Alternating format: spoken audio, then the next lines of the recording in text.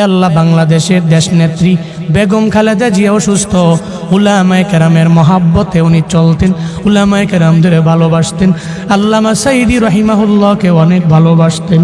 আয় আল্লাহ আলেমদের মহাব্বত করতেন। আপনার বান্দি মুমূর্ষ অবস্থায় আছে, আয় আল্লাহ মনে হয় মরে যাবে এমন একটা হালাত।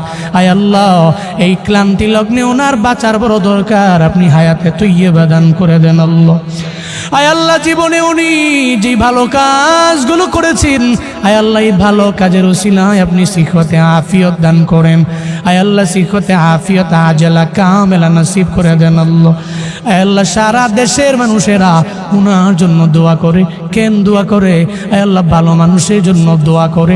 আয় আল্লাহ যারা উলামায়ে কেরামকে মহাব্বত করেছে, আয় আল্লাহ আলেমদেরকে প্রায়োরিটি দিয়েছেন, আয় আল্লাহ উনি বলেছে উলামায়ে কেরামরা জঙ্গি না, জীবনও জঙ্গি হতে পারে না। বাংলাদেশের উলামায়ে কেরাম নিয়ে যে কথা বলতে পারে সে উলামায়ে কেরামের অবশ্যই শুভাকাঙ্ক্ষী। আয় আল্লাহ এই জন্য আমরা উলামায়ে কেরামের আপনার দরওয়াজায় হাত বাড়াইলাম। আপনার বান্দিরে আপনি সিহতে আফিয়ত দান করেন, আজলা কামেলা নসিব করে দেন রে আল্লাহ। আর যদি বিদায় বেলা এসে যায়, আয় আল্লাহ কালেমা পড়তে পড়তে কালেমার সাথে ঈমানের সাথে আপনি মরণ নসিব করিয়েন রে আমার আল্লাহ।